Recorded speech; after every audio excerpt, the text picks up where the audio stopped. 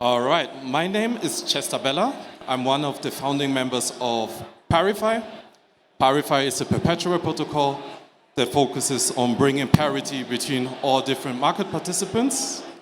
Today's presentation, we're going to speak a little bit more about exploring the use cases of perpetual protocol in DeFi, so it will be more general. And towards the end, we're going to speak a little bit more about what we have been up to. A little bit about myself. I've been involved in crypto since 2013, initially as a market participant. Around 2017, I started to work on product research, product ideas. And prior to that, I was working in TradFi at N26, which is in Germany or in Europe, one of the fastest growing mobile banks.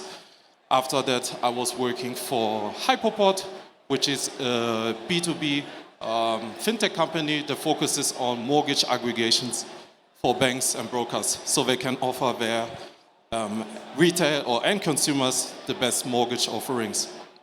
Good afternoon, everyone. My name is Danny Borhen. I would also like to do a short introduction about myself. I got into the DeFi space around 2017. In terms of my background, I actually worked at N26 as well, similar as Chester, and was in the anti-money laundering unit.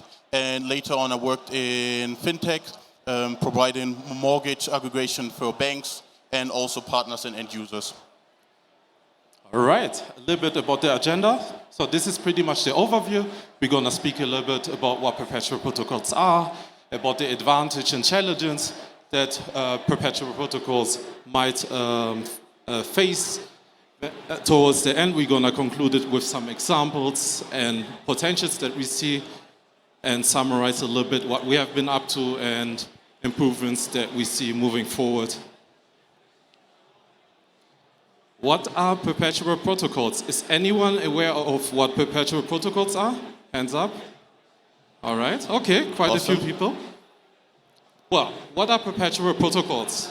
Perpetual protocols are blockchain-based financial products that enable traders, but also protocols, to trade on derivatives without any expiry date. And unlike traditional future contracts, it allows people to pretty much hold their position without any set expiry date in the future.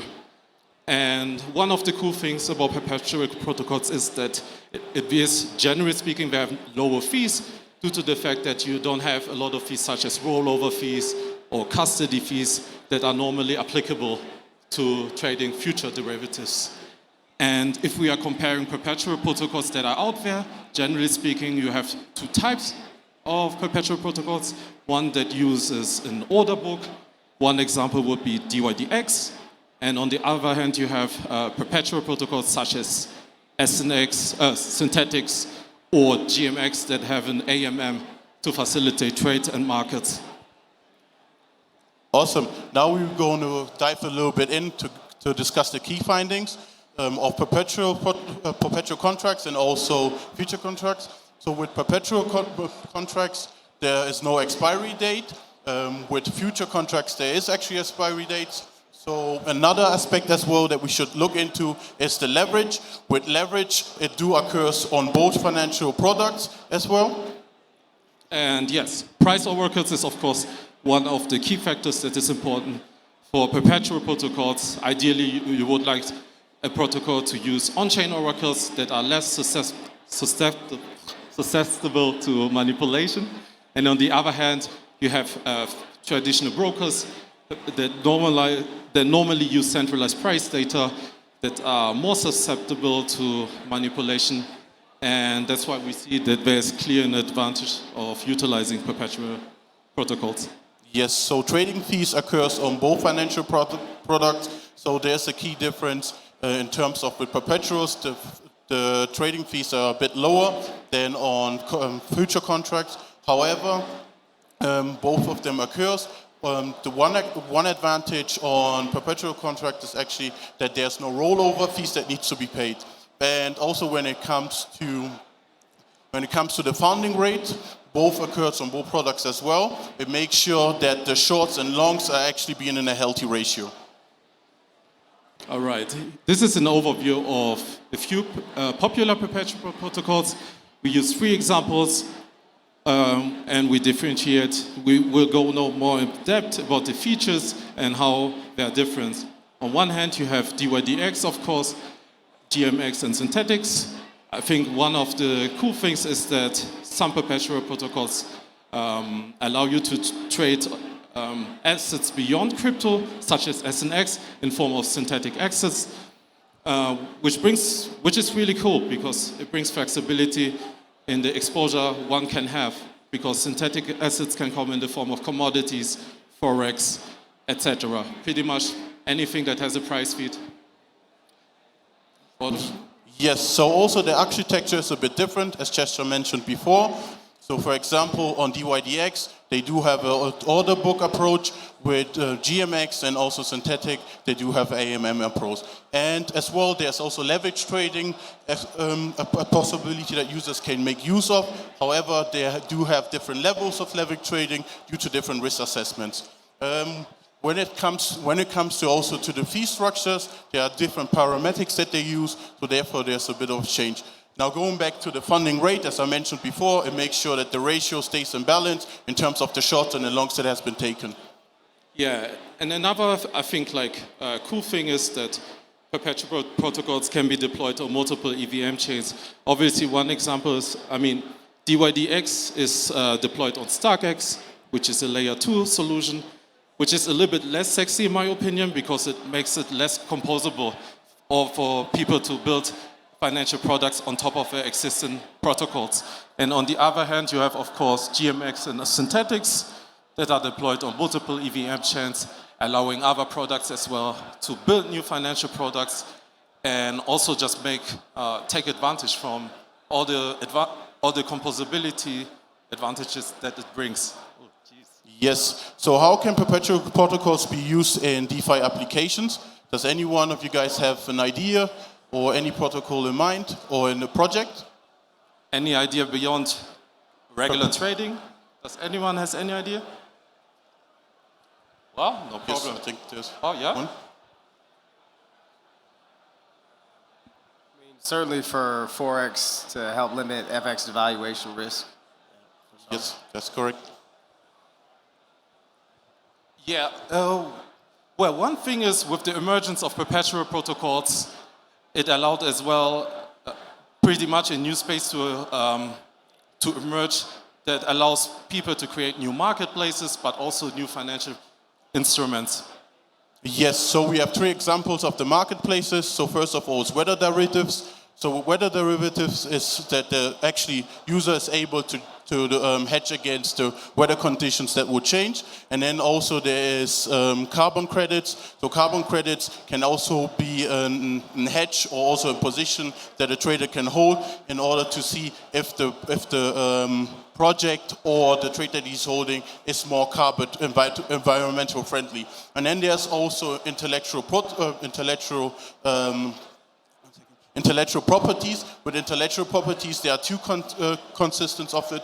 One is first the trademarks, and another one is patent. And the nice thing about it is that everyone who is actually an innovator and also a creator can make sure and monetize on those market spaces. Well, one more thing is with new marketplaces, potentially new financial instruments emerge.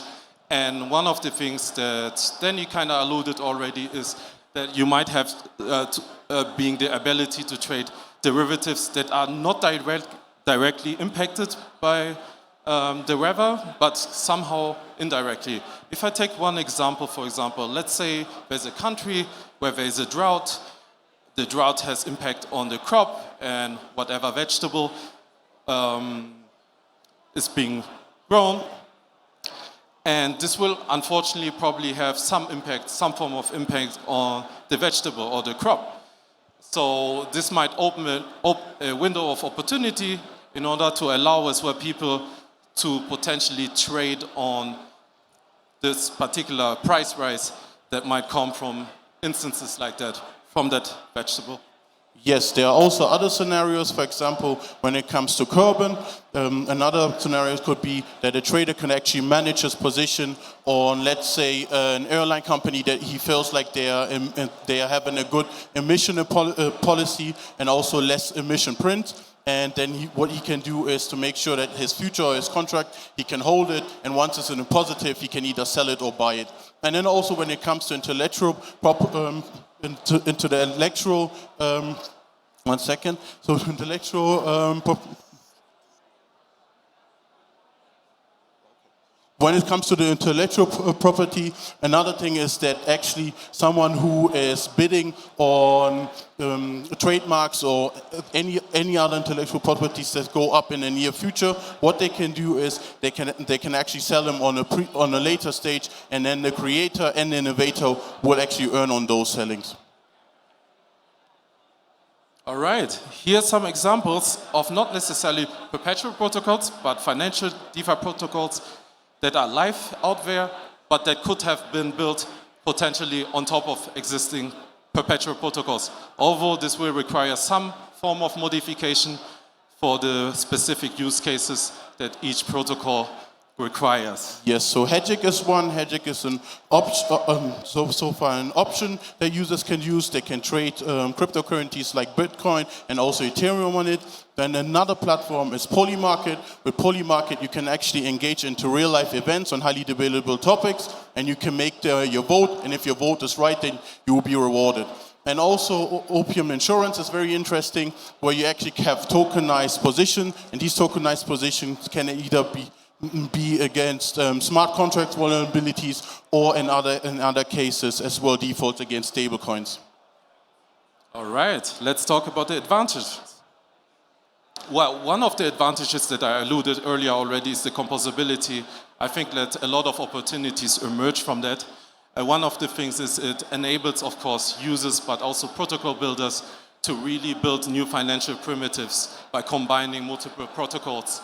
And of course, enhanced liquidity utilization might derive from that. If we take an example where you have two protocols that collaborate together and deepen the liquidity, this can, of course, raise the capital efficiency, but also create passive earnings opportunities for liquidity providers.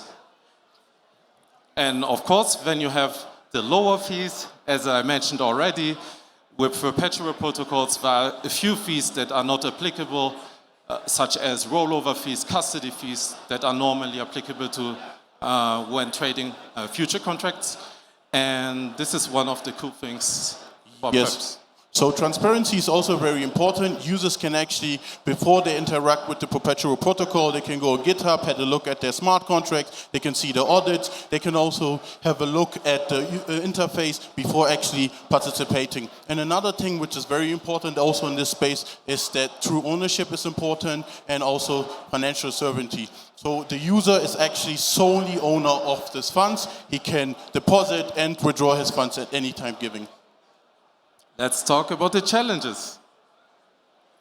Well, unfortunately, there are also some challenges that arise that come from being composable or building on composable primitives. And one of the things is, of course, the dependency risk, because some problems might lead to liquidity fragmentation.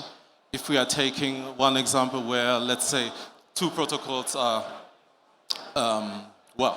actually sharing a shared liquidity pool, they could come to a scenario where, let's say, a liquidity pool where the protocol A doesn't have access to the liquidity pool B, and what does it do is that the user is actually unable to execute a transaction on that platform. And if we are talking about downtimes, we are not necessarily talking about downtimes in the context of a server being down, more in instances where a protocol is potentially exploited or for whatever reason has to be halted. This can obviously lead to situations where liquidity is not necessarily immediately available for the people that are on the protocol A in that example. And of course, when we have the complexity, building with multiple protocols, bears some complexities that might arise, that might open new attack vectors to exploit smart contracts, that could, of course, lead to user funds being lost. So this is one of the things I think we should pay more attention. Yes, then there's also integration risk. Integration risk can occur when, for example, there is a fraudulent protocol website which looks similar to the original one, and a non-technical user gets on board on it and actually may cause that funds to be lost on that as well. And also inaccredited audits can also be a source of suspicion where a user will be vulnerable. All right, let's talk about the potential and the impact. One of the things, of course, is reducing information asymmetry. I think this is one of the cool things that blockchain building on top of the blockchain brings. I think it reduces as well, it brings an even level playing field for all market participants. I think this is one of the things that is cool. Of course, enhanced liquidity. I think it's really cool that we are now in a time where we can really build on top of existing protocols, especially like for new projects. It allows them as well to utilize, they don't need to necessarily bootstrap their liquidity from scratch, so they can tap into the existing liquidity of certain protocols. Yes. And of course, this leads to better price executions in the context of perpetual protocols, because the deeper the liquidity is, the better the prices, the less slippage. Yes, passive yield opportunities gives actually traders also the possibility to be a market maker where they can actually deploy assets into the liquidity pool and earn on passive earnings as well. Yeah, and if we are talking about adoption, I think perpetual protocols have really the potential to lower the entry of barrier. If I take myself as an example, my parents are originally from Congo, and I can tell you for sure that people in Congo don't have the possibility to actually participate on the open market. This is due to many reasons, such as not having the right documentation to be able to access certain financial products. And I believe as the industry is evolving and the better we can improve the user experience, the more we might potentially be able to onboard the next 1 billion people. Yes, let's head over to conclusion and key takeaways. So advantages, as said before, enhance liquidity, make sure that users are actually getting better prices, and also the orders are being matched. And then as well, the possibility of combining different protocols together gives the users also new experience as well. Yeah, but one thing has to be mentioned. Dependency risk is unfortunately still something that needs to be kept in mind when building on these primitives that are fairly new. And of course, as I mentioned earlier, we think we can really democratize finance and lower the entry of barrier for a lot of people that don't have access to certain financial services. All right, before we wrap up, I just wanted to mention, as I mentioned earlier, we are currently building ourselves a perpetual protocol where we are changing a few things that we see as flawed. For example, for the pricing, what we are doing now is using a Gaussian formula and on-chain oracles actually to augment the prices. And one of the cool things is that the ratios are self-adjustable based on the utilization of the actual pools and how many longs and shorts are open, basically the ratio. We think that, for example, we think that a perpetual protocol that is built on top, that uses an AMM approach to make markets should not have funding rates. We don't think that the funding rates should be charged between the traders, since the liquidity providers actually bear the highest risk. We believe that we should charge a borrowing rate that should go to the liquidity providers to incentivize the right market behavior. It doesn't make any sense that the longs and shorts are kind of trying to balance out the ratio. And yeah, of course, as I mentioned, we believe with what we have been currently building, we might be on something. So we're gonna publish in the upcoming weeks a little bit more details about how the formula works and how it might be helpful. And yeah, that's pretty much sums it up. Thank you everyone for Thank your you so much. attention. And if you would like to stay updated, please feel free to scan the QR code.